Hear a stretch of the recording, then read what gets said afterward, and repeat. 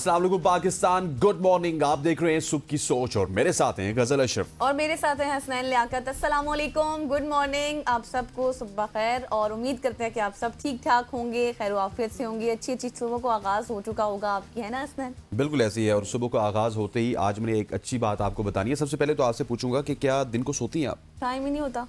सोया कोई करें ना अच्छी यार। बात बताएं, कोई फ़ायदे बताएं, तभी तो फिर मैं तो कुछ मैं वही रूटीन बता रहा बना हूँ लूं। कि दिन को सोने वाले लोगों को बहुत सारे फ़वाइद होते हैं। एक तो ये इस्लामी शरीयत को देखा जाए तो इसको Exactly. कैलुला कहते हैं, क्योंकि नबी अलैहिस्सलाम भी दिन में थोड़ा बहुत सोया करते थे। और उसके अच्छा। बाद अब तहकीक आई है कि दिन को जो लोग सोते हैं उनका दिमाग बहुत ही बड़ा होता है। दे हैव अच्छा। बिगर ब्रेन देन अदर पीपल।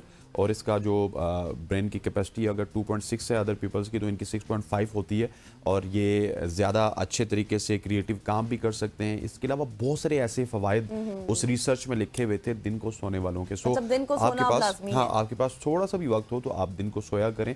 और दिन को जब भी कोई शख्स सोता है ना गज़ल, तो वो थोड़ा सा रिफ्रेश हो जाता है। Exactly. हमारे एक्चुअली हमारी रूटीन ये बनी है कि 8 to 4 जॉब करनी है, फिर 6 बजे घर पहुंचना है और एकदम से खाना शाना खा के फिर हम Exactly. एक ही दफ़ा सोते हैं। लेकिन सोते हैं, कोशिश ये हाँ। करें कि दिन को कोई भी वक्त निकालें, 15 मिनट, 20 मिनट या फिर आधे घंटे सो का लिया आप जाए। नैप ज़रूर लें। उसका बहुत ज़्यादा फ़ायदा होगा। लेकिन कुछ लोगों का फिर ये भी होता है ना कि अगर हम दिन को सो गए तो फिर रात को नींद नहीं आएगी, और फिर वहाँ के भी नुकसान आते हैं कि अगर रात को नींद नहीं आएगी तो वो सर्कल डिस्टर्ब हो जाएगा। नहीं, उसके लिए आपको सुबह जल्दी उठना पड़ता है। Exactly. अगर आप सुबह 6-7 बजे उठते हैं तो आप दिन को अगर आधा घंटा या 1 घंटा भी सो लें तो रात को आपको प्रॉपर नींद आएगी। और वो जो दिन को नींद होती है ना, वो थोड़ा सा अगर रात वाली आपकी नींद स्ट्रेच भी हो जाए तो उसमें मसला नहीं होता। चले, आपने 1 घंटा सोना है, आधा घंटा सोना है, लेकिन सोना ज़रूर है क्योंकि इसके फ़वाइद हसनैन ने आपको बता दी। और मैं भी कोशिश करूंगी अपनी रूटीन बना लूँ हकीम ऐसे। हसनैन साहब। एग्जैक्टली तो मैं अपनी जो है ऐसी रूटीन बना लूँगी कि मैं दिन को सो जाया करूँ।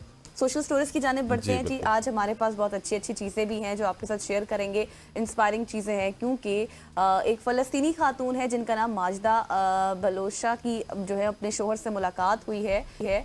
और ये मुलाकात मैं आपको बताऊं हसनैन 10 साल और 6 माह के बाद हुई है। बहुत बड़ा टाइम। एग्जैक्टली और वो मतलब ब्राइड और ग्रूम थे जिनका इतना ज़्यादा ये फासला बीच में आ गया। शादी भी होनी थी लेकिन फिर जिस तरह से मामलात आपको पता है गज़ा में चल पड़े, नहीं हो सकी।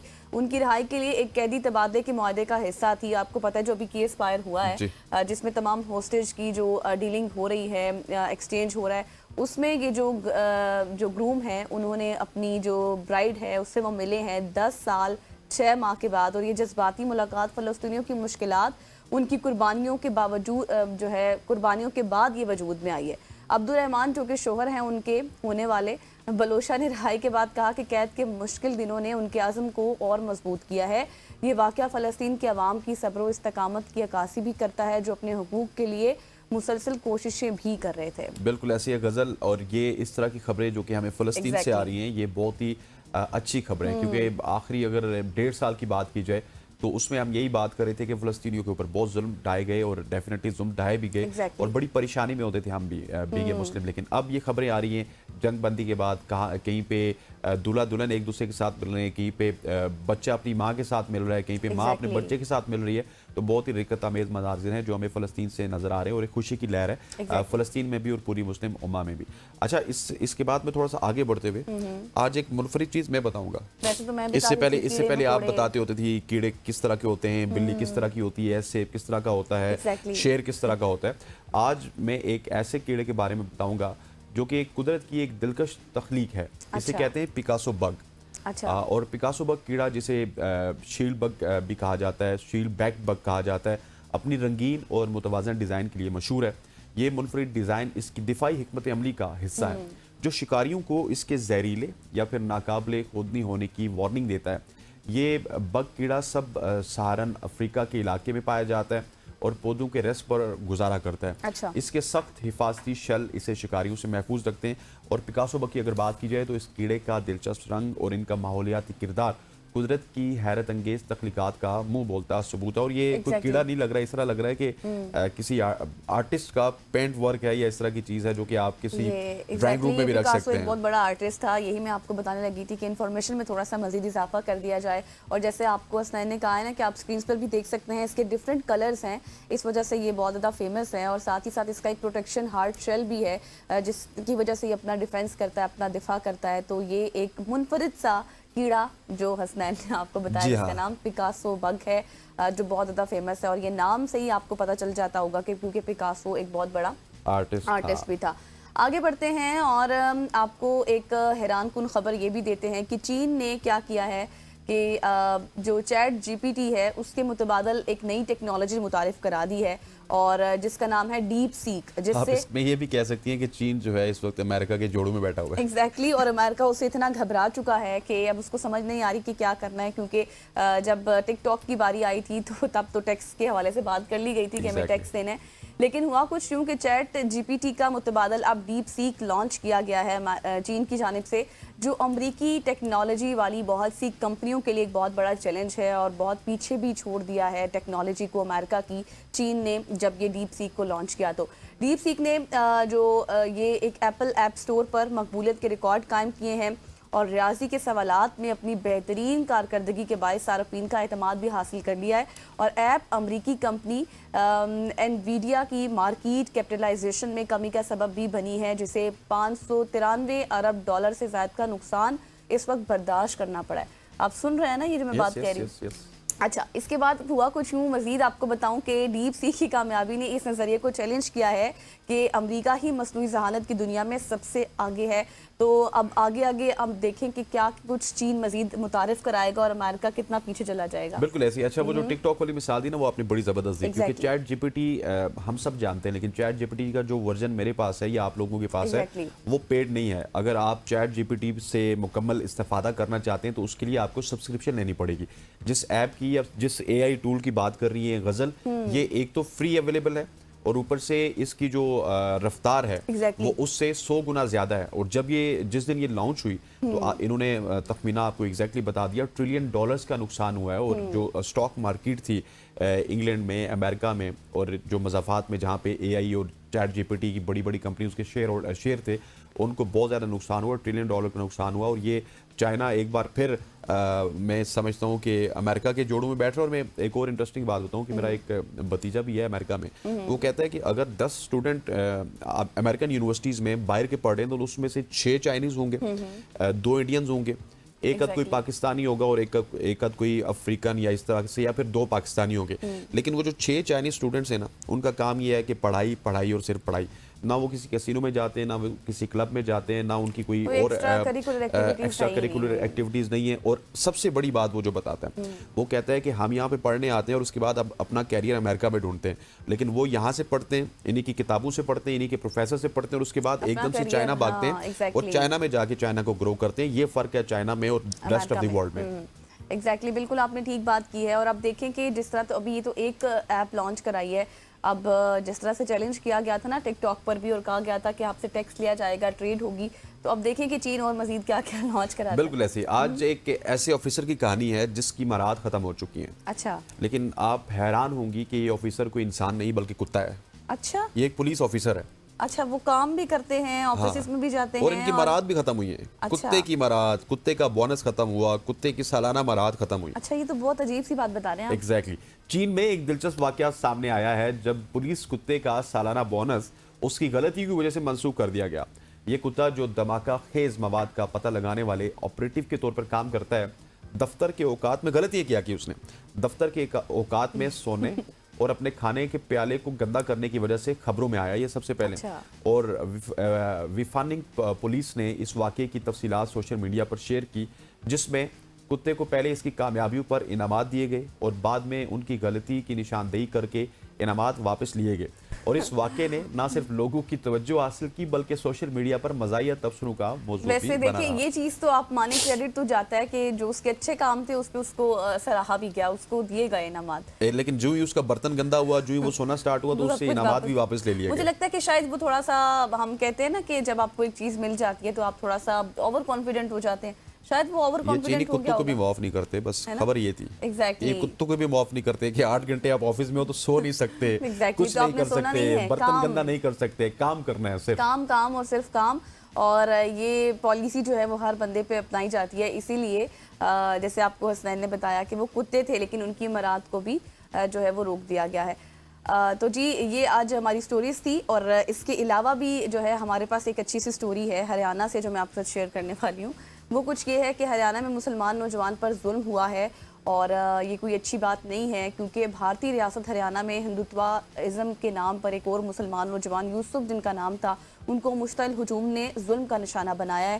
اور یوسف جو گائے اور بچڑے کے علاج کے لیے جا رہا تھا، ان کو لے کر ایک گاڑی میں وہاں پر ہوا کچھ یوں کہ ایک ہجوم سا آیا ہندوؤں کا، اور انہوں نے کہا کہ یہ آپ کہاں پر لے کے جا رہے ہیں، کیونکہ آپ کو پتہ ہے کہ ان کی تو ماتا وہ سمجھتے ہیں. تو ہوا کچھ یوں کہ جب اس یوسف نے کہا کہ میں ان کو لے کر جا رہا ہوں ڈاکٹر کے پاس، ان کی طبیعت خراب ہے، ان کا علاج کرانا ہے، تو بھارتی پولیس نے 10 افراد کے خلاف مقدمہ بھی درج کر لیا اور اتنا شدید سے اس کے اوپر تشدد کیا گیا کہ یوسف جو ہے وہ جانبر نہ ہو سکے اور وہ شہید ہو گئے ہیں. That is very unfortunate. اور بھارتی پولیس نے جس طرح بتایا گیا کہ 10 افراد کے خلاف مقدمہ تو درج کیا ہے، لیکن ابھی تک کوئی گرفتاری عمل میں نہیں آئی. اور یہ کتنا عجیب و غریب سا واقعہ ہے کہ وہ علاج کے لیے لے کے جا رہے تھے، لیکن وہاں پہ پرتشدد جو ہجوم تھا اس نے شاید یہ سمجھا کہ یہ ہماری ماتا جی کو یہ اغوا کر کے لے کے جا رہے ہیں، اور اوپر سے وہ مسلمان بھی تھے. مسلمان بھی تھے تو ان کو تشدد کا نشانہ بنایا گیا. خواتین و حضرات، یہ تھی ہماری شارٹ سٹوریز. یہاں پر وقت ہے ایک شارٹ سی کمرشل بریک کا. بریک لیتے ہیں، واپس آتے ہیں. Stay with us. تو خواتین و حضرات، اب ایک افسوسناک واقعے کے حوالے سے بات کریں گے. ایک افسوسناک واقعہ اس طرح کا ہے کہ جہاں پہ ہم آپ کے ساتھ یہ شیئر بھی کریں گے، جس میں مبینہ طور پہ ایک خاتون کے ساتھ غیر اخلاقی حرکات کے الزام میں اس کے بعد حرکات تو ہوگی، لیکن اس کے بعد جب لیبارٹری میں سیمپل گئے اس میں تبدیلی کا انکشاف ہوا. یہ معاملہ اسلام آباد کے پمز ہاسپٹل کے medical legal doctor Huzaifa Tahir اور ان کے معاونین کے گرد گھومتا ہے، جہاں انصاف کی فراہمی پر سنگین سوالات اٹھائے جا رہے ہیں. اس کیس کی اہم کرداروں، تحقیقات کی پیش رفت اور متاثرہ خاتون کے الزامات پر آج ہم تفصیلی بات کریں گے. ایگزیکٹلی. اور اسی پر بات کرنے کے لیے ہمارے ساتھ اسٹوڈیو موجود ہیں ہمارے سینئر کورسپونڈنٹ زمان مغل صاحب. زمان مغل صاحب، بہت شکریہ آپ کے وقت کے لیے. سب سے پہلے تو یہ بتائیں، جس طرح کہ حسنین نے کہا کہ یہ واقعہ ہے کہاں، کیا اور اس کی شروعات کیسے ہوئی، جس طرح سے الزامات لگائے جا رہے ہیں متاثرہ خاتون کی جانب سے؟ یہ راولپنڈی کی رہائشی خاتون ہے، افشاں سعید نام ہے ان کا.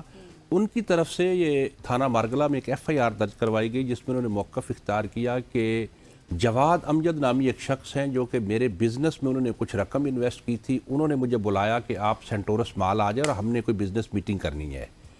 اور جیسے میں سینٹورس مال کے قریب پہنچی تو مجھے کہا گیا کہ آپ سینٹورس مال کے سامنے والا جو ٹاور ہے وہاں پہ آئیں، ایلیزیم میں. اور میں وہاں پہ جاتی ہوں، اور جب میں وہاں پہنچتی ہوں تو صاحب موصوف جو ہیں اس وقت شراب کے نشے میں دھت تھے، اور انہوں نے مجھے بلیک میل کیا اور میرے ساتھ غیر اخلاقی حرکات کی. اور پھر مجھے بلیک میل کر کے یہ کہا کہ میرے دوست ہیں عبداللہ، ان کے ساتھ بھی آپ اسی طرح کی حرکات کریں. وہ خاتون یہ کہتی ہے اپنی FIR میں کہ میں وہاں سے نکلی اور میں باہر نکل کے میں نے 15 پہ کال کر کے یہ ساری سچویشن بتائی، اور پولیس نے اس حوالے سے مقدمہ درج کر لیا. جیسے مقدمے کا اندراج ہوتا ہے اس کے بعد خاتون کا یہ کہنا ہے کہ میرے اور جو الزام علیہ ہیں جواد امجد، ان کے سیمپل جو ہیں ان کو ہاسپٹل میں لیا جانا تھا، اور اس کو پنجاب کی جو لاہور میں لیب ہے فرینزک کی، وہاں پہ بھیجا جانا تھا. اور خاتون نے یہ الزام عائد کیا کہ جب وہ سیمپلز لیے گئے تو جو پمز کے میڈیکل لیگل ہیں حذیفہ طاہر، اور ان کے ساتھ ان کا ایک کار خاص ہے شوکت مسیح، جو بڑے زمانے سے ادھر بیٹھا ہوا ہے، کہ انہوں نے پولیس کے ساتھ ملی بھگت کی. اور مجھے یہ شک ہوا کہ انہوں نے وہ سیمپل جو ہیں جو طریقہ کار تھا اس کے مطابق نہیں لے، بلکہ اس سے ہٹ کے انہوں نے الگ کمرے میں وہ سیمپل لینے کے بعد وہ جو کار خاص ہے شوکت مسیح اس نے اپنی جیب میں ڈال لیے. چاہیے تو یہ تھا کہ ان کو باقاعدہ طور پہ وہاں پہ جو ہے سرببور کیا جاتا، لیکن ان کو سیل نہیں کیا گیا. اس نے اپنی جیب میں ڈال دی، اور اس کے بعد جو سیمپل لیبارٹری بھجوائے گئے وہ جو الزام علیہ اس کے سیمپل نہیں تھے بلکہ کسی اور کے سیمپل تھے. اور اس کی رپورٹ جب نیگیٹو آئی تو خاتون کہتی ہے مجھے شک ہوا، تو میں نے IG اسلام آباد کو باقاعدہ ایک اپلیکیشن دی کہ مجھے اس چیز پہ شک ہے کہ سیمپل جو ہے وہ چینج کیے گئے ہیں. اور اس اپلیکیشن کے اوپر ری سیمپلنگ کا آرڈر ہوا، اور جب ری سیمپلنگ ہوئی دوبارہ سیمپل گئے تو وہ سیمپل میچ ہو گئے.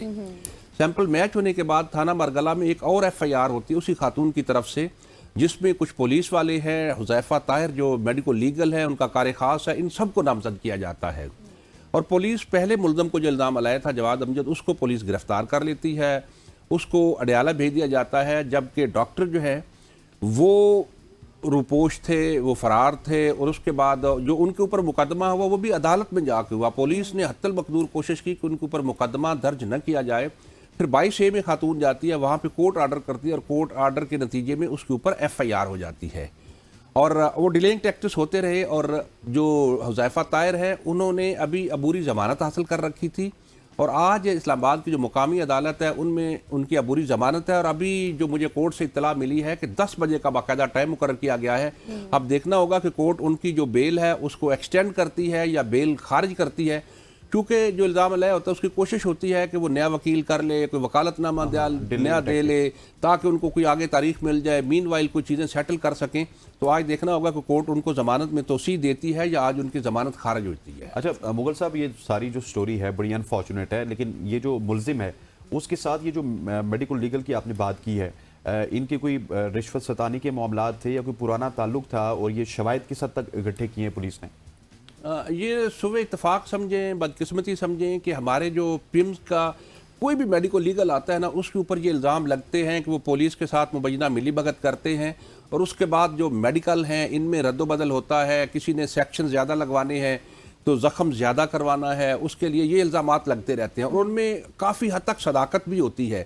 اور یہ موصوف جو ہے حذیفہ طاہر، ان کے حوالے سے یہ ہے کہ ان کے خلاف کافی اپلیکیشنز آلریڈی جو ہیں وہ دی جا چکی ہیں، اور کچھ انکوائریز بھی پینڈنگ ہے ان کے حوالے سے، اور یہ ہمیشہ ٹیکنیکل بنیادوں کے اوپر ان سے جو ہے وہ بچ نکلتے ہیں۔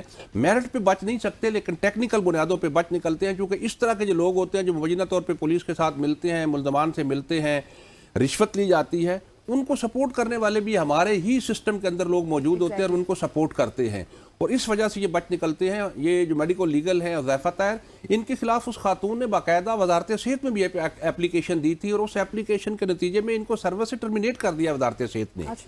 اور اس کی ٹرمینیشن کے بعد یہ پتہ چلا کہ ان کے کئی میڈیکل ایسے ہیں کہ جن کو باقاعدہ چیلنج کیا گیا ہے، چیف منسٹر اسلام آباد کو اپلیکیشن دی گئی، ڈی سی کو اپلیکیشن دی گئی، اور وہ بھی ابھی تک درخواستیں جو ہے ان کی انکوائریز چل رہی ہے۔ اچھا زمان صاحب، جس طرح سے ابھی آپ نے کہا نا کہ وزارت صحت میں بھی اپلیکیشن گئی، پھر اس کے بعد تمام تر معاملے کو ان ڈیپتھ آپ نے ہم سے شیئر کیا، یہ بتائیں کہ اس طرح کے واقعات پہلے بھی ہم نے دیکھے اور آپ ہی اس چیزوں کو رپورٹ کرتے رہتے ہیں، اب انصاف کی فراہمی کے لیے آپ کیا سمجھتے ہیں کون سے ایسے خصوصی اقدامات کیے جانے چاہیے تاکہ کچھ ریلیونٹ چیزیں سامنے آئیں؟ کیونکہ آپ جیسے خود بتا رہے ہیں کہ ٹیکنیکل بنیادوں پر ہمیشہ سے اس طرح کے جو لوگ ہوتے ہیں وہ بچ نکلتے ہیں۔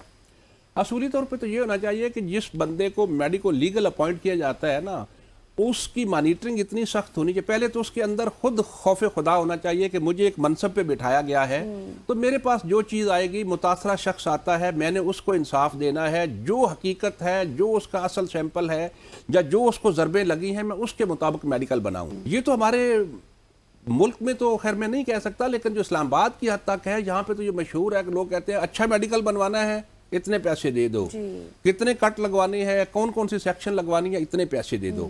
تو چاہیے تو یہ کہ جو سیٹ پہ بیٹھتا ہے اس میں خوف خدا اور پھر اس کی مانیٹرنگ اتنی سخت ہو کہ وہ ایسا کر ہی نہ پائے، اور اگر اس کے خلاف کوئی اپلیکیشن جاتی ہے، وہ ڈپٹی کمشنر کو جاتی ہے، وہ پولیس کو جاتی ہے، چیف کمشنر کو جاتی ہے یا وزارت صحت کو جاتی ہے، تو اس کے خلاف اگر چیزیں ثابت ہو جاتے ہیں تو کچھ لوگوں کو مثال بنانا چاہیے، ان کے خلاف اس نوعیت کی کارروائی سامنے آئے کہ باقی آنے والے جو ہیں کبھی بھی یہ جرت نہ کر سکیں کہ وہ غلط جو ہے چیز کریں، غلط میڈیکل بنائیں یا کسی کے سیمپلز کو چینج کریں۔ اچھا مغل صاحب، ہمارے پاس وقت تو تھوڑا سا کم ہے، اوپر سے ہمیں بریک کا کہہ دیا گیا، لیکن وہ جو سٹوری ہے وہ میں آپ سے ڈسکس کرنا چاہتا ہوں۔ F7 کے تاجروں کو ایک بڑی باری برکم، وہ کیا کہتے ہوتے ہیں، 15 کروڑ کا ٹیکہ لگ گیا، مطلب ان ادر ورڈ ان کے ساتھ دھوکہ ہو گیا، اس حوالے سے کیا سٹوری ہے؟ 30 سیکنڈ۔ یہ سرگودا کے حیات ہنجرا صاحب ہیں، انہوں نے کچھ 4-5 بندوں کا ریکٹ بنایا تھا اور F7 کے تاجروں کو جو ہے وہ ٹریپ کیا، ان کو کہا کہ یہ ایک حساس ادارے کے پاس 80 کروڑ کے موبائل ہیں، آپ مجھے 35 کروڑ دیں، میں آپ کو دلواتا ہوں، اور 5 کروڑ آپ نے مجھے کمیشن دینی ہوگی۔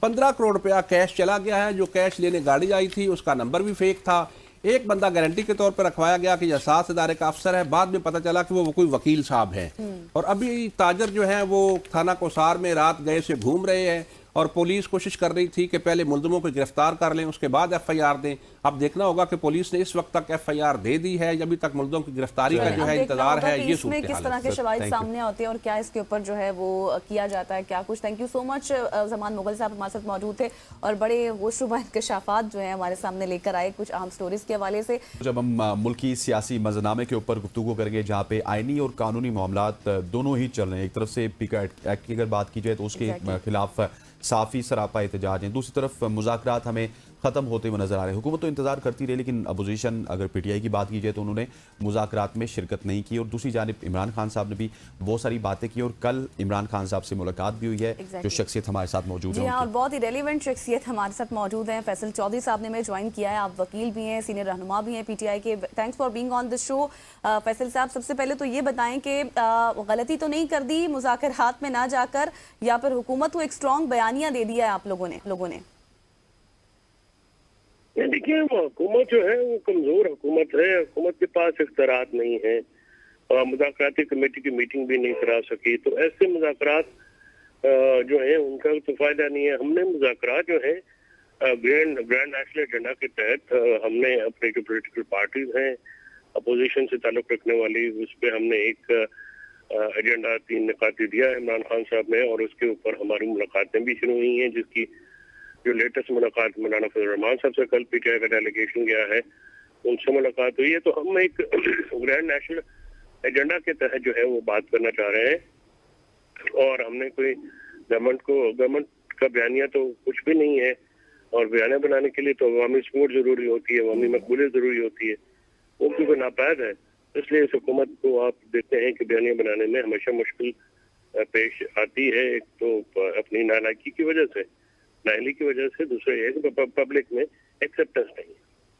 अच्छा चौधरी साहब, मुझे ये बताइएगा कि बैक डोर पे कुछ मुलाकातें भी हो रही हैं एस्टैब्लिशमेंट के साथ। बैरिस्टर गौहर साहब की इस हवाले से खान साहब से बात भी हुई, उन्होंने कुछ जवाब भी नहीं दिया। पीछे बैरिस्टर गौहर साहब मुस्कुराते रहे। सो उन मुलाकातों की वजह से भी कोई ऐसा है कि आप अब सियासतदानों से बात नहीं करना चाहते? नहीं, एक ही मुलाकात हुई है जो कि उसकी इमरान खान साहब ने उसको कर दिया था। तो उसके बाद अलावा तो कोई मुलाकात ऐसी नहीं हुई। अच्छा फैसल चौधरी साहब, कल एक ट्वीट भी हुआ है ना, जिसमें काफ़ी तनकीद की गई है एस्टैब्लिशमेंट पर भी और हुकूमत पर भी। और फिर आपको पता है कि जुनैद अकबर साहब को भी जिस तरह से सदारत मिली है, अली अमीन गंडापुर को भी हटा दिया गया है, तो थोड़ी नाराज़गी भी नज़र आ रही है खान साहब की उनसे। इस हवाले से क्या इंसाइड है आपकी, क्या अहम खबर है? देखिए, जो जुनैद अकबर की रिप्लेसमेंट है एज ए प्रेसिडेंट केपी, वो और आलिया हमजा का पंजाब में आना, ये दोनों हमारे पार्टी की जरूरत है। पार्टी में लोग जो हैं, हमारे वर्कर्स जो हैं, वो जो लीडरशिप मौजूदा है उनसे वो खुश नहीं थे, और उनकी वो जो गैर हाजिरी थी एजुटेशन के ऊपर, उसमें मामलात में जो पंजाब से खास कर लोग हैं, तो वो डिस्ग्रंटल थे। तो उससे आलिया हमजा सब को लगाया गया और आलिया अपने आते ही काम शुरू कर दिया है। और जुनैद अकबर साहब को अली अमीन साहब की ख्वाहिश के ऊपर भी लगाया गया, क्योंकि वो उनका इमरान खान साहब से मुलाकात में ये कहना था कि वो इंतजामी अमूर और गवर्नेंस और पार्टी के तंजीमी अमूर, ये दोनों चीजें उनके स्केड्यूल में बहुत ज्यादा हैवी हो रही हैं, और वो गवर्नेंस के मसाइल ऐसे हैं जिनकी पे तवज्जो देने के लिए पार्टी के तंजीमी अमूर को किसी और शख्सियत के ताबे होना चाहिए। तो फिर जुनैद अकबर खान साहब को वहाँ पे लगाया गया है, और केपी में पार्टी को जो है वो उसकी बुनियादें जो है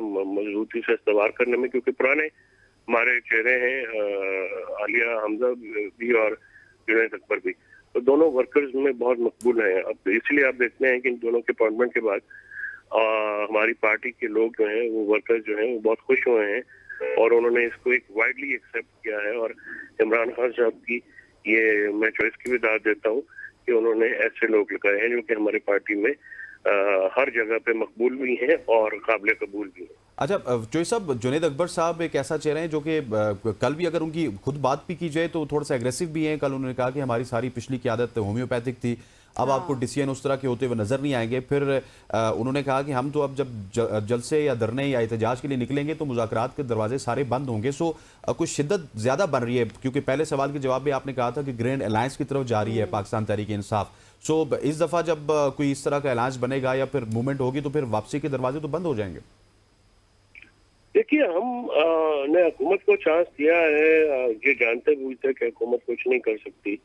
मीडिया पे हमारे ऊपर बहुत ज्यादा तनकीद कही जा रही थी कि आप सियासी कुव्वतों को इंडल्ज नहीं करते हैं, या सियासी कुव्वतों के साथ आप राब्ता सवार नहीं करते। तो हमने सवार किया। उसके बाद आप देखिए कि हुकूमत जो है वो उसके अपने वज़रा ने मुज़ाकराती अमल का और अपनी मुज़ाकराती टीम का मजाक भी उड़ाया, ठट्ठा भी उड़ाया, और वहाँ पे हमें साहब के घर के ऊपर एक बाकायदा पंजाब पुलिस के जो गुल्लू भट्ट है उन्होंने हमला किया। कोई ऐसी रीजन नहीं थी। और उसके हमारे देखिए हमारे अंदर हमारे ऊपर बहुत प्रेशर है पार्टी के अंदर से। हमारे शहदा, उनकी फैमिलीज, अपनी उनकी फैमिलीज, कारकुना जो जेल में है उनकी फैमिली, वो इस हुकूमत से बात करने में कोई कंफर्टेबल तो नहीं है। और ये बात हमें एहसास है इस बात का, हम दर्द रखते हैं। इसके बावजूद ये एक बड़ा फैसला था और पाकिस्तान के मफाद में फैसला था, क्योंकि इमरान खान साहब के केस है, उनकी रिहाई तो उनके अपने स्टेटेड पोजीशन है कि वो इन मुज़ाकरात का जो है वो हिस्सा नहीं है। अच्छा चौधरी साहब, कल जब स्पीकर अयाज सादिक बात कर रहे थे तो उन्होंने कहा कि हम 45 मिनट इनका इंतजार भी करते रहे, हमारे पास जवाब भी मौजूद था, हमने देना था। आखिर में ये बता दें कि जो अभी 8 फरवरी को यौम सियाह मनाने का ऐलान कर दिया गया है, आपके जो मुतालबात थे उसमें तो आप लोग मैंडेट की वापसी से पीछे हट गए थे, फिर इस तरह से ये ऐलान करना? नहीं, हम कभी भी पीछे नहीं हटे।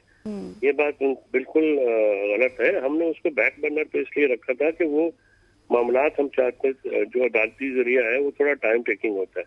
ये जो दो मुतालबात थे ये डूबल्स थे कि फौरन आप सीबीएम्स करिए। हम हुकूमत की नीयत भी देखना चाह रहे हैं। हमने देखा, आपने देखा कि अगर वो मुज़ाकराती कमेटी के बगैर आ गए थे तो वो जवाब भी दे सकते थे। जवाब में तो मैं ना ही थी ना, उसके अलावा तो कोई बात नहीं थी। तो ये बात तो हुकूमत जो है वो हौसले तो देती है, लेकिन हुकूमत सबसे पहले तो ये जवाब दे दे कि मुज़ाकराती कमेटी की इमरान खान साहब से मीटिंग तो हो नहीं सकी। बाकी बातें तो बहुत बात की हैं। जो ये फैसले कर ले उन पर अमल दरामद कौन कराएगा? तो ये गारंटी खान साहब से मांगता तो पहले अपनी गारंटी तो दे दो कि अपनी गारंटी क्या है। Exactly. ठीक हो गया फैसल जोहरी साहब, thank you so much for joining us जी। फैसल जोहरी साहब हमारे साथ मौजूद रहे, जो कि पाकिस्तान तहरीक इंसाफ का जो नैरेटिव है या फिर क्या इनसाइड स्टोरी है वो हमें बता रहे थे। यहाँ पे वक्त वो चाहता है एक न्यूज़ ब्रेक के बाद वापस आते हैं स्टे विद अस। ख़वातीन वज़ात, आज हमारे साथ पाकिस्तान की बाहिम्मत और मुतासिर कुन शख्सियत, कौमी साइकिलिस्ट और गर्ल साइकिलिंग स्क्वाड पाकिस्तान की बानी समरीन खान। ना सिर्फ ये कि इन्होंने साइकिलिंग के मैदान में नुमायाँ कारकर्दगी दिखाई, बल्कि ख़वातीन को बाइख्तियार बनाने के लिए खेलों को एक मुअस्सर जरिया बनाया। 2016 से साइकिलिंग का आगाज़ करने वाली समरीन ने गिलगित से खुंजराब तक 280 किलोमीटर का रिकॉर्ड 5 दिन में तय किया और पाकिस्तान में ख़वातीन साइकिलिस्ट के लिए नई राहें एग्जैक्टली। और समरीन खान ने अपने करियर में ना सिर्फ कौमी बल्कि बैनुल-अक़वामी सतह पर अपनी सलाहियतों का लोहा भी मनवाया है, चाहे वो ग्लोबल यूथ कॉन्फ्रेंस UAE हो या कौमी साइकिलिंग चैम्पियनशिप हो। उनकी खिदमात, उनके कारनामे और ख़वातीन के लिए उनकी जो कोशिशें हैं, स्ट्रगल है, उसको खराज तहसीन हम पेश करते हैं और उन्हीं की ज़बानी आज हम जानेंगे क्योंकि वो हमारे साथ स्टूडियो में मौजूद हैं। Samreen, thanks for being on the show and a very good morning to you. सबसे पहले तो ये बताएं कि जिस तरह से हमने आपका इतना लंबा इंट्रो दिया, बहुत कुछ आपने किया है, 2016 से आपने आगाज़ किया साइकिलिंग का, कैसा सफ़र रहा था, क्या कुछ देखने को मिला? It's a wonderful journey. Thank you so much for inviting. First of all, it's lovely to have you. और सफ़र मेरा 2016 से शुरू जो हुआ था वो एज अ बिगनर हुआ था। बिल्कुल जैसे आज मेरे पास फीमेल्स आती हूँ, मैं उनको सिखाती हूँ, तो मैं भी बिल्कुल इसी तरह से थी। साइकिल चलाना जानती थी, लेकिन आहिस्ता आहिस्ता रोड पे आना, अपनी स्पेस लेना, ये सारी चीज़ें सीखी मैंने। और एक पैशन था बस अंदर ना कि बस करना है और मतलब क्यों नहीं, why not female can be free. जब आप राइड करते हो या आप साइकिल चलाते हो ना, तो आपको जो एक फ्रीडम फील होता है, मेरे जो साइकिलिंग कम्युनिटी अगर कोई देख रहा होगा तो वो उसे फील कर सकता है इस वक्त कि वो जो फ्रीडम आपको रोड पे जाते हुए फील होता है ना, उसकी बात ही कुछ और है। तो दैट फ्रीडम वो मैं चाहती थी कि मतलब वो आगे भी बढ़े और सारी ख़वातीन उसको महसूस कर सकें कि ये कैसा लगता है when you take your own space, when you are on the road and you feel कि बस आप कोई ना अब ज़बरदस्त ऐसे ही है। और जब मैं इंट्रो दे रहा था ना, तो मैंने एक जिक्र किया था गिलगित से खुंजराब तक 280 किलोमीटर। तो गिलगित से खुंजराब तक गाड़ी भी ना वो जवाब दे जाती है, वो कहती है कि कहाँ पे मुझे लेके जा रहे हैं। स्पेशली खुंजराब में जब ऑक्सीजन कम होती है तो गाड़ी ऊपर चढ़ते हुए काफ़ी ज़्यादा प्रॉब्लम करती है, हुसैनी को क्रॉस करें तो। ऐसे ही है। वो सफ़र कैसा रहा और इतना मुश्किल सफ़र 280 किलोमीटर, फिर 5 दिन का सफ़र, तो ये सफ़र किस तरह पैचेस में होता है, इसमें भी एक्सप्लेन कीजिएगा। मैं इसमें ना बेसिकली मैं ऑर्गेनाइजेशन में भी थी, मतलब मैं ऑर्गेनाइज करी थी इवेंट को ना उससे 1 वीक बिफोर। तो उसमें ऐसा था कि हमने पहले तो जाके ना पूरा ट्रिप ऑर्गेनाइज किया और एक एक स्टेशन पे हमने होटल बुकिंग की हुई थी कि हमने पूरी टीम ने, इट वाज 19 पीपल ग्रुप और उसमें जो है ना I was the only female. تو وہاں پر ہم مطلب ہر اسٹیشن پہ جا کے ہم نے اسٹے کرنا ہوتا تھا اور پھر ہم نے اگلی صبح سویرے بالکل مطلب سن رائز پہ ہم نے جو ہے نا نکل جانا ہوتا تھا، پھر شام تک ہم اپنے دوسرے اسٹاپ پہ پہنچتے تھے. تو اس طرح ہم نے 5 days میں ہم خنجراب تک پہنچے تھے. And yes you are very right, it was very challenging, it was deadly, it was amazing. بہت زیادہ head wind and open area, چاروں طرف آپ کے ہیوج پہاڑ اور ہوائی ہوا جو آپ کو مطلب ایک اسٹیپ جانے پہ بھی نا آپ مطلب آپ سوچتے ہو. تو every day we were doing like 60 kilometers، 58 60 اس طرح سے. جب پاسو کونس کو دیکھتا ہے بندہ، راکا پوشی کو دیکھتا ہے، تو سب چیزیں کم ہو جاتی ہیں، پین کم ہو جاتا ہے. مطلب آپ بالکل محو ہو جاتے ہو اس ماحول میں. وہ ہے اتنا خوبصورت، پھر وہاں کے لوگ اتنے پیارے ہیں اور اتنے ہاسپٹیبل ہیں، وہ اتنے مہمان نواز ہیں. جہاں سے بھی آپ گزرتے ہیں تو آپ کو وہ ہاتھ ہلائیں گے، آپ کو آفر کریں گے، آپ کو گھر آنے کو کہیں گے، کھانا کھانے کو کہیں گے، اپنے باغوں میں لے جائیں گے. مطلب وہ اتنا ونڈرفل، مطلب وہ لوگ اتنے اچھے میزبان ہوتے ہیں کہ آپ نہ بھی نہیں کر سکتے نا پھر ان کے سامنے. اچھا سمرین، یہ بتائیں کہ بہت سے چیلنجز بھی آتے ہیں کیونکہ آپ کا تعلق بلوچستان سے ہے، تو وہاں پر اس طرح خواتین کے لیے اس چیز میں، اس سائیکلنگ میں آنا مشکل ہوتا ہوگا. ابھی آپ ٹریننگ بھی دیتی ہیں لڑکیوں کو، کیسے چیلنجز ہوتے ہیں؟ میں تو کیونکہ اسلام آباد میں ہوں تو اسلام آباد میں تو کافی فرینڈلی ہے ماحول نا. چیلنجز یہاں پر بھی ہوتے ہیں لیکن یہ کہ پھر بھی much better than other areas. تو میں نے یہ فیل کیا کہ مطلب کوئٹہ میں اگر میں سوچوں تو آئی ڈونٹ تھنک سو کہ اتنا کھلا اسپیس ہوگا جتنا یہاں پر ہے. اگر وہاں پر ہم اسٹارٹ کرنا چاہیں تو I think it will still take a long time and struggle to start it over there کہ وہاں پر سیفلی فیمیلز جو ہے نا وہ اس طرح سے سائیکل کر سکیں. اچھا ٹھیک ہو گیا، آپ نے بلوچستان کی بات کر لی، پھر اس کے بعد اسلام آباد میں آج کل آپ بیس میں ٹریننگ کی بھی بات ہوگی. مجھے یہ بتائیے کہ پاکستان کی تو بات ہو گئی کہ پاکستان میں آپ نے خنجراب والا سفر بہت مشکل تھا، پھر آپ بریک میں بتا رہی تھی کہ آپ کس طرح سے راجہ بازار سے گزرتی ہیں، پوری روڈ سے گزرتی ہیں، لیکن آپ کے پاس انٹرنیشنل ایکسپوجر بھی ہے. انٹرنیشنلی آپ نے کہاں پہ ٹریول کیا اور وہاں کی سائیکلنگ میں پاکستان کی سائیکلنگ میں کیا فرق ہے، اور انٹرنیشنل ایکسپوجر جب آپ کو ملا تو اس کے بعد کیا چینج آیا سمرین میں؟ اچھا، انٹرنیشنل جو میرا ایکسپوجر ہے نا اس میں ابھی تک مجھے نا سائیکلنگ کرنے کا موقع نہیں ملا. تو میں ابھی تک یو ایس جا چکی ہوں اور اس کے علاوہ بھی میں ریسنٹلی دبئی گئی تھی.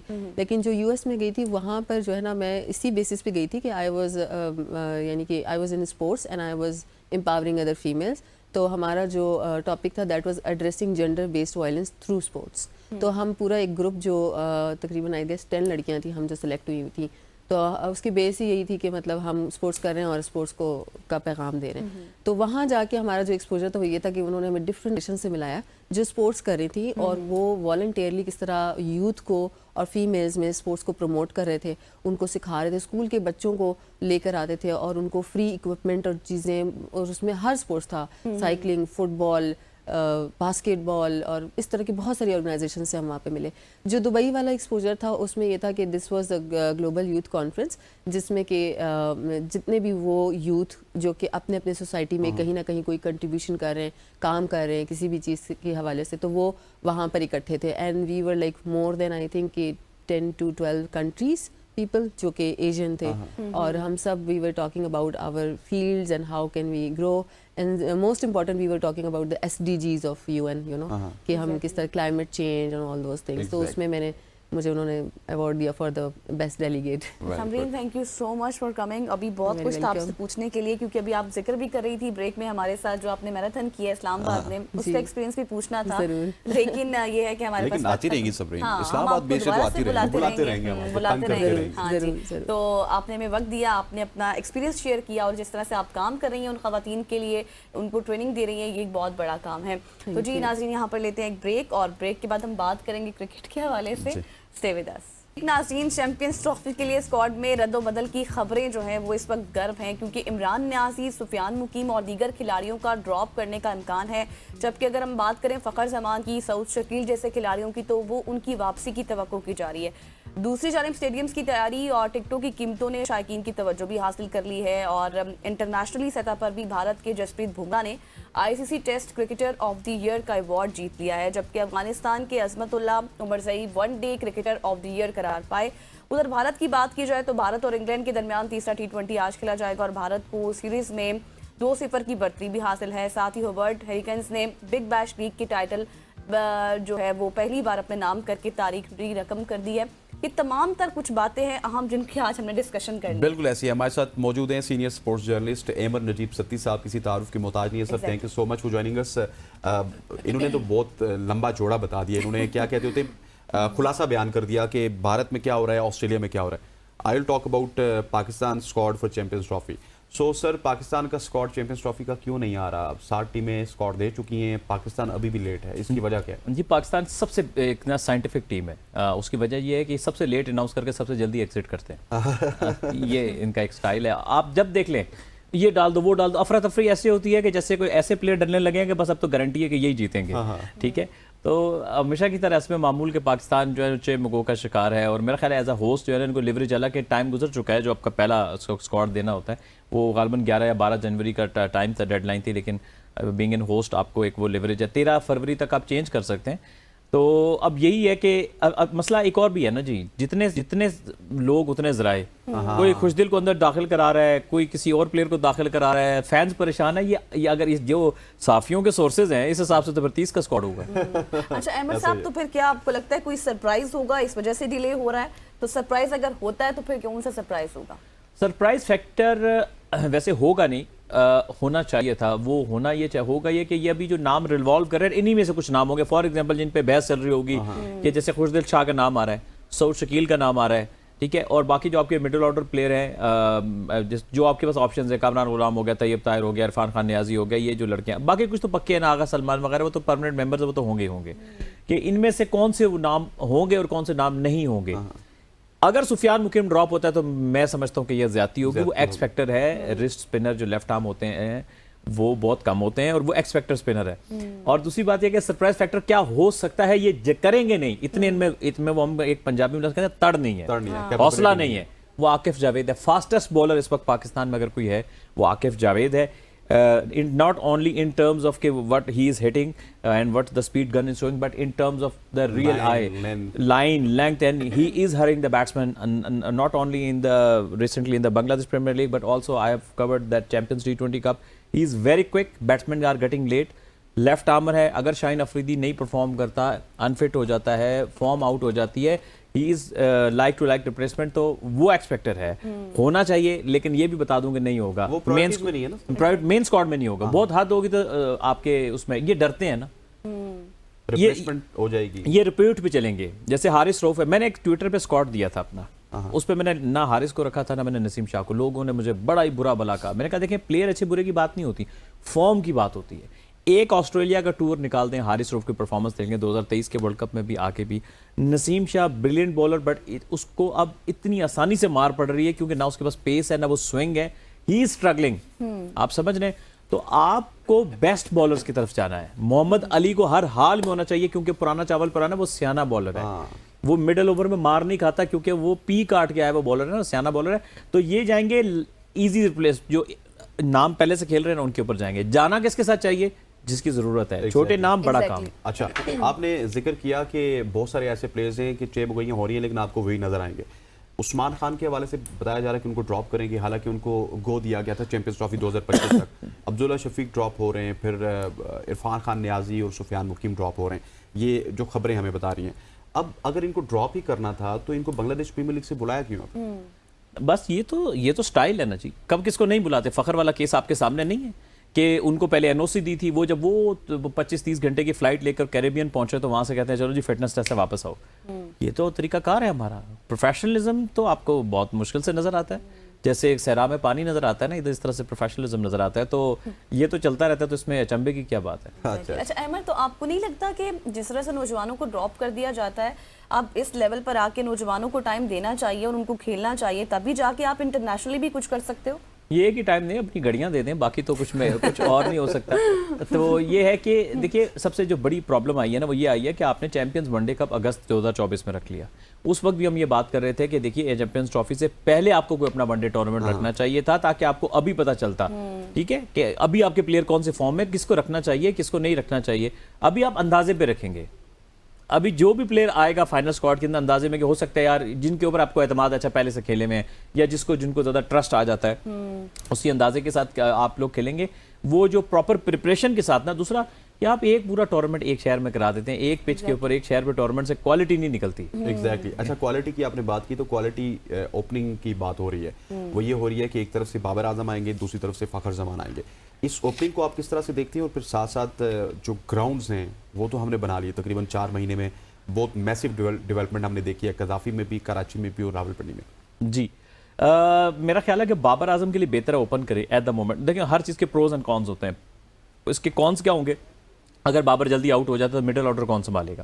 لیکن میرا یہ خیال ہے کہ اگر پیچھے سعود ہو, رضوان ہو, یہ سنبھال لیں گے, یہ اچھی لمبی بیٹنگ کرنے والے پلیئر ہیں, اور بھی آپ کے پاس جیسے آغا سلمان وغیرہ ہے تو یہ سنبھال لیں گے. ہاں کچھ نہ کچھ تو رسک لینا پڑے گا, کیونکہ بابر کے ساتھ اب یہ بھی ٹینشن ہے کہ اگر پچ میں تھوڑا سا بھی اسپن ہوا تو جو آج کل کی ان کی سچویشن ہے وہ پھنس سکتے ہیں. یہ نہیں کہ ہمیشہ پھنسیں گے لیکن ان کو پرابلم ہو سکتا ہے. تو فاسٹ بولنگ پہ اچھا کھیلتے ہیں تو یہ اتنی بری تھاٹ نہیں ہو سکتی. سیکنڈ آپشن یہ ہے کہ بابر 3 پہ کھیلے, سعود شکیل سے اوپن کریں. وہ پہلے بھی اوپن کر ٹاپ آرڈر بیٹسمین رہے ہیں نا, کہ وہ پی ایس ایل میں بھی اوپن کیا. اوپن سب سے آسان کام ہوتا ہے کیونکہ بال تیز اور ہارڈ ہوتا ہے, آپ نے ریسٹرکشنز کا فائدہ اٹھانا ہوتا ہے, اور وہ اس کے پاس بڑے شاٹس بھی ہیں. وہ جو پک اپ شاٹ کھیلتا ہے اسکوئر لیگ پہ سیدھا چھکا مارتا ہے, اسکوپ بھی مارتا ہے. تو یہ دونوں کمبینیشن چل سکتے ہیں. سعود کا ہونا ہر حال میں لازمی ہے, اس کو اوپن کرا سکتے ہیں. اوپن نہیں کرائیں گے تو مڈل آرڈر میں, کیونکہ جو اسپنر آئیں گے نا یا لیگ اسپنر آتے ہیں تو ان کو ٹیکل کرنے کے لیے ایک سویپ مارنے والا پلیئر چاہیے ہوتا ہے بیچ میں جو تنگ کرتا ہے. لیفٹ ہینڈ بیٹسمین بہت ضروری ہے, تو سعود شکیل کا ہونا ہر حال میں ضروری ہے. تو آپ کو لگتا ہے کہ زیادہ سپنرز کی طرف جایا جائے گا پاکستان؟ دیکھیے اسپنر تو دوسری ٹیموں کے بھی آئیں گے نا, تو مڈل اوور 4 اسپنرز کے ساتھ آ رہا ہے. ہاں تو وہ یہ ہے کہ سعود کا مڈل میں ہونا, وہ پیسر کو بھی برا نہیں کھیلتا, وہ اچھا کھیلتا ہے. سعود کی حوالے سے جب انہوں نے اسپنرز کی بات کی, بڑا ریلیونٹ پوائنٹ بھی ہے. لیکن سعود پچھلے آپ اگر 4-5 ٹیسٹ میچز بھی دیکھیے, او ڈی آئی بھی دیکھیے, سعود ہمیشہ سٹارٹ لیتا ہے, کبھی 70 بناتا ہے, کبھی 80 بناتا ہے, کبھی 40 بناتا ہے, کبھی 30. بہت کیجولی آؤٹ ہو رہا ہے. کیا وہ جو ایک تلوار ہوتی ہے نا اوپر لٹکی ہوئی, وہ تلوار لٹکی رہنی چاہیے کہ آپ پرفارم نہیں کریں گے تو نکال دیا جائے گا. اب تو وہ تلوار نہیں ہے تو وہ بڑا کیجول آؤٹ ہوتا ہے. اصل میں اس وقت حسنین پرابلم یہ ہے کہ ہمارے پاس جو چوائسیز ہیں نا بیٹسمین کی مڈل آرڈر میں بڑی لمیٹڈ ہے. ایک ہوتا ہے نا کہ آپ کے ساتھ پلیئر کے ساتھ بڑا شورہ افاق ایک اور پلیئر جڑا ہوتا ہے تو آپ کہتے ہیں ہمارے پاس لگژری ہے کہ اگر یہ کوئی اتنا نہیں کرا تو اسے بہتر پلیئر میرے پاس موجود ہے. تو یہ ہماری آپ مجبوری سمجھے کہ لیفٹ ہینڈ بیٹسمین جو ایک چاہیے آپ کو, اور ہمارے پاس اس میں اتنی چوائسیز مڈل آرڈر میں نہیں ہے. یہاں ایک پلیئر کا میں نام لوں گا سعود کے ساتھ, وہ اس وقت پاکستان میں اسپن کا سب سے بیسٹ پلیئر, ہماری کنڈیشن کا سب سے اچھا پلیئر ہے, وہ طیب طاہر ہے. ایک ہوتا ہے اسپنر کو اچھا کھیلنا, کھوچل بھی ہے. ہاں جی وہ تو چلو نیچرلی ہے. تو ایک ہوتا ہے کہ پلیئر کا اسپن کو اچھا کھیلنا, اس نے یہاں پہ 10 کی سیاہی میں 33 سال گزار دیا. تو ایک ہوتا ہے کہ اسپن کو اچھا کھیلنا, ایک ہوتا ہے اسپن کو ادھیڑ کے رکھ دینا. یہ طیب طاہر ادھیڑ کے رکھ دیتا ہے, یہ الٹے سیدھے شاٹ اور نکل کے بھی مارتا ہے, سلیپ سویپ بھی کرتا ہے, اور تھوڑا سا دیکھنے میں فربا ہے لیکن یہ گن فیلڈر ہے. فیلڈر بھی بہت اچھا ہے, اس کو وہ کہتے ہیں اس کی لک پہ نہ جانا, اس کی سپیڈ کو دیکھیں کہ وہ بہت پھرتیلا ہے. تو طیب طاہر, سعود شکیل, یہ آغا سلمان وغیرہ, یہ مڈل آرڈر میں یہی آپ کے پاس اویلیبل, جیسے کامران غلام, یہ 3-4 چوائسیز ہیں اس پہ جو بھی میکسیمم آتے ہیں. اس کے علاوہ کوئی ایسا بھی لڑکا ہے نہیں اسٹیبلش کے جو 50 اوور لمبی گیم ہوتی ہے, آپ کو کھیلنا بھی ہوتا ہے لمبا. سر وہ سوال میں نے کیا تھا, 30 سیکنڈ میرے پاس ہیں. قذافی اسٹیڈیم اور پنڈی اسٹیڈیم پی سی بی کی تعریف بھی تو کرتے ہیں. جی بہت اچھی پرفارمنس ہے, بہت اچھی. بس ہو گئی تعریف. احمد اسی طرح تعریف کرتے ہیں. سر تھینک یو سو مچ احمد بھائی فار جوائننگ اس. خواتین و حضرات ہمارے ساتھ موجود تھے senior sports journalist Ahmed Najeeb Satti صاحب, جو کہ انسائٹ دے رہے تھے, اور ساتھ ہی ان میں جو ہے نا ایک کوالٹی کہ انسائٹ کے ساتھ ایک فن اور وہ مزہ اور انفورٹینمنٹ بھی دیتے ہیں.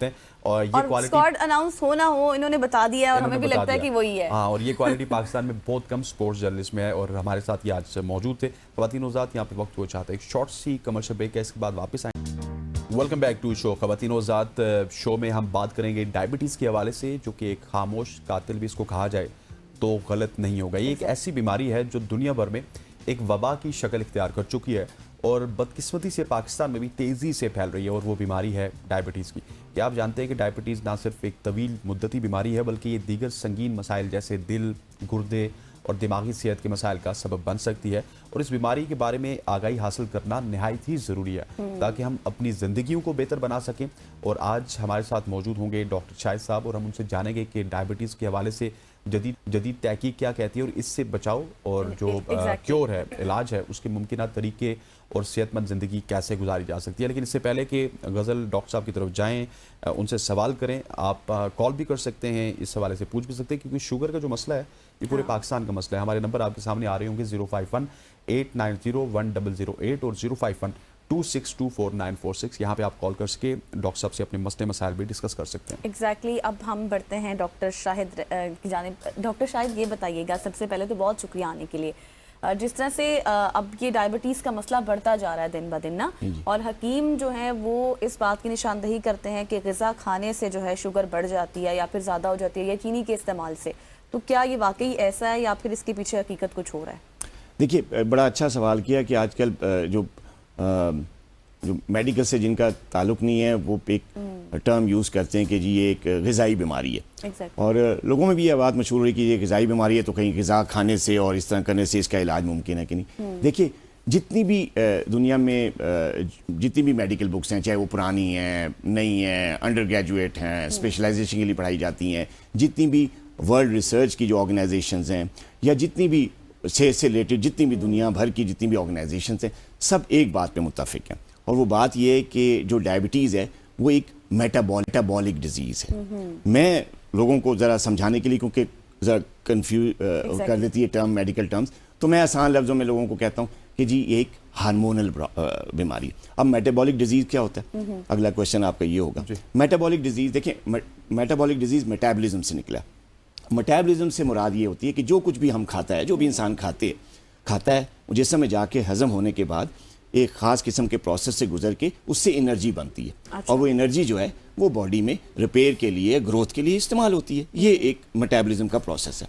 اب جو یہ انرجی بنتی ہے اور یہ استعمال ہوتی ہے، یہ سارا جو پروسیس ہے اس کو میٹابولزم کہتے ہیں. اب میٹابولک ڈیزیز وہ بیماریاں ہوتی ہیں جہاں پہ میٹابولزم جو ہے وہ ڈسٹرب ہو جاتا ہے. اب میٹابولزم ڈسٹرب کیوں ہوتا ہے؟ یہ جو کنورژن ہے میٹابولزم کا جو پروسیس ہے، یہ ہارمونز اور انزائمز کے ایکشن کی وجہ سے ہوتا ہے. ہارمونز اور انزائمز کچھ خاص قسم کے کیمیکلز ہوتے ہیں جن کے ایکشن کی وجہ سے جو ہے باڈی میں میٹابولزم ہوتا ہے. جب یہ ہارمونز اور انزائمز صحیح طرح کام نہیں کرتے، ٹھیک ہے، تو پھر میٹابولزم خراب ہو جاتا ہے. جب میٹابولزم خراب ہو جاتا ہے تو کیا ہوتا ہے؟ میٹابولک ڈیزیز ہو جاتی ہے. تو یہ ایک جو ہے سمجھنے کے لیے ٹرم کا مطلب یہ. پھر اس کا جو علاج ہے وہ پھر ان ہارمونز اور انزائمز میں جو ڈیفیکٹ ہوتا ہے ان کو ٹھیک کرنے سے ہوتا ہے. اچھا یہ علاج حسین، آپ کے سوال سے پہلے ہم کال لے لیتے ہیں. ایک کالر ہمارے ساتھ موجود ہے، اسما کراچی سے، ہماری ریگولر کالر ہے. اسما السلام علیکم، آج کیا آپ علاج پوچھنا چاہتی ہیں؟ ڈاکٹر صاحب ہمارے ساتھ موجود ہیں. جی وعلیکم السلام. السلام علیکم غزل، آپ کی ٹیم کو سب کو. اور ماشاءاللہ سے آج دونوں آپ نے ڈریس ایک جیسے دونوں نے پہنے ہوئے بہت اچھے لگ رہے ہیں ماشاءاللہ سے. اور میرا ڈاکٹر صاحب سے ایک سوال ہے غزل کہ یہ پلیز بتائیں کہ یہ اگر کہتے ہیں کہ بہت زیادہ میٹھا کھایا جائے، آئس کریم، چاکلیٹس وغیرہ، تو اس سے بھی شوگر لیولز انکریز ہو جاتے ہیں یا اس سے ڈائبٹیز ہو جاتی ہے. پلیز یہ میتھ ہے یا ریالٹی ہے، یہ کلیئر کر دیجیے، ڈاکٹر صاحب سے کہیں. اور دوسرا کہ اگر خدا نخواستہ کسی کو شوگر ہو جائے تو اس کے ابتدائی سمپٹمز کیا ہوتے ہیں؟ اگر ٹیسٹ نہ ابھی کروائے تو پتہ چل جائے کہ یہ شوگر کی طرف پیشنٹ جا رہا ہے. تھینک یو اسما. جی بڑا اچھا کوشچن ہے. ایک پہلا جو کراچی سے ہیں اور یہ ہماری ریگولر کالر بھی ہیں، اور آپ یہ سمجھ سکتی ہیں کہ یہ ہماری کیا کہتے ہوتے ہیں، یہ ہماری اینکر بھی ایک سوال یہ بھی کر دیتی ہیں. ایک سوال یہ بھی کرتی ہیں، حصہ ہے یہ. ایک سوال ہم کراچی سے لیتے ہیں. ٹھیک ہے. اچھا دو کوشچنس ہیں، مطلب ایک کوشچن کے دو پارٹس. پہلا جو پارٹ یہ ہے کہ جی کیا جو ہے یہ جو میٹھا یا چاکلیٹ یا جس قسم کھانے سے شوگر ہو جاتی ہے، دیکھیں یہ ایک متھ ہے. ٹھیک ہے، اگر آپ ڈائبیٹک نہیں ہیں، آپ کو شوگر نہیں ہے، تو آپ میٹھا کھا سکتے ہیں. اس کو پروسیس کرنے کے لیے اللہ تعالیٰ نے ایک باڈی میں ایک سسٹم بنایا ہوا ہے ہارمونز کا، انسولین اور سارا کچھ، اس سے وہ ہضم ہو جاتی ہے. ایسا کوئی نہیں ہے کہ اگر آپ کو چاکلیٹ کھا رہے ہیں یا میٹھا زیادہ کھا رہے ہیں تو کہیں آپ کو ڈائبٹیز ہو جائے گی. ہاں اگر آپ کو بیماری ہے، ڈائبیٹک آپ ڈائگنوز ہوئے ہیں، آپ ڈائبیٹک ہیں، تو پھر ظاہر شوگر کھائیں گے، میٹھا کھائیں گے تو شوگر بڑھے گی. تو اگر آپ بیمار ہیں، اچھا کیونکہ اب میٹھا کھانے پینے سے، میٹھا کھانے سے شوگر ہوتی تو نہیں ہے، لیکن اگر ایک چیز کسی کی بھی بہت ایکسٹریم آپ کھا لیں گے، ایکسٹریمزم تو بہت، کسی بھی چیز کی ایکسٹریمزم ہو تو وہ بہت بری چیز ہے. تو ظاہر ہے میانہ روی سے کھائیں گے تو کوئی ایسا مسئلہ نہیں ہے. تو ایک متھ ہے کہ جی شوگر کھانے سے، میٹھا کھانے سے. کئی لوگ ہیں میرے کئی ایسے جاننے والے ہیں جو کہ ایج بھی ان کی 70+ ہو گئی ہے، کوئی ڈائبٹیز نہیں ہے، کھل کے کھیر وغیرہ عید کے دنوں میں بھی عام دنوں پہ میٹھا کھاتے ہیں، وہ نہیں، سب ٹھیک ہے، کیونکہ ایسا نہیں. لیکن اگر آپ ڈائبیٹک ہیں تو پھر کھائیں گے تو ڈیفینیٹلی. بالکل. اچھا ڈاکٹر صاحب علاج کی آپ نے بات کی تھی اور آپ ایک منفرد علاج کی بات کر رہے تھے، کیونکہ جب بھی ہم کسی ڈائبٹیز پیشنٹ سے ملتے ہیں یا شوگر والے سے ملتے ہیں، وہ کہتا ہے کہ انسولین لگا رہا ہوں یا پھر کچھ اور انجیکشنز ہیں یا ٹیبلٹس ہیں وہ یوز کر رہا ہے، یہ صرف کنٹرول ہوتی ہے، ختم نہیں ہو سکتی. Is that is only a math, کیا یہ ریالٹی بھی ہے؟ جی بڑا اچھا کوشچن ہے. اور یہ دیکھیں اگر ڈائبٹیز آپ کو ہو گئی، اب ڈائبٹیز کی مختلف ٹائپس ہیں. پری ڈائبٹیز ہے جو کہ بارڈر لائن جس کو کہتے ہیں، گیسٹیشنل ڈائبٹیز ہے، ٹائپ 1 ہے، ٹائپ 2 ہے.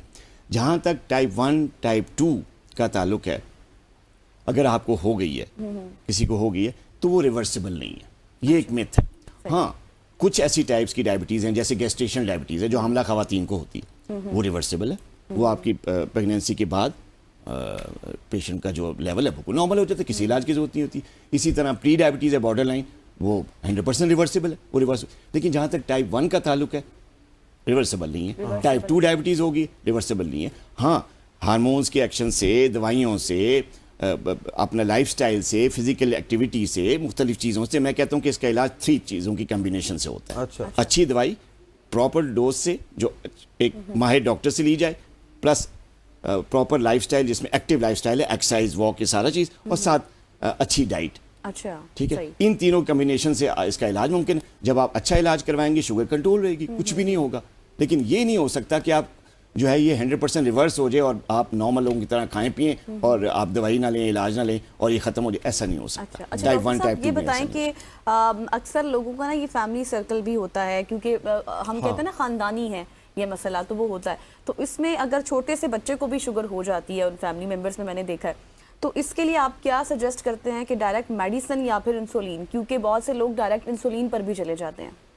جی دیکھیں, اس میں آپ نے چھوٹے بچوں کا بات پوچھی ہے, تو جو چھوٹے بچوں میں یا بہت کم عمر جو بچے ہوتے ہیں ان میں جو ڈائبٹیز ہوتی ہے وہ ٹائپ 1 ہوتی ہے. ٹائپ 1 ہوتی ہے اور اس میں جو سمٹمز ہیں بہت جلدی آتے ہیں اور بڑی جلدی ڈائگنوسس کی ضرورت ہوتی ہے, کیونکہ اس میں کمپلیکیشنز ایک دم آتی ہیں, کیونکہ شوگر لیول بہت ہائی ہو جاتا ہے اور بچہ جو ہے اگر اس کا علاج پراپر نہیں ہوا, ڈائگنوسس نہیں ہے, تو وہ کسی بھی قسم کی کمپلیکیشن میں, خاص طور پہ کیٹو ایسیڈوسس اور مختلف قسم کی کمپلیکیشن میں جا سکتا ہے. تو لہٰذا تو ٹائپ 1 ہے اور ٹائپ 1 بچوں میں ہوتی ہے, اس کا علاج انسولین ہے, فوراً انسولین پہ آنا چاہیے اور وہی ساری عمر انسولین ہی اس کا علاج ہے.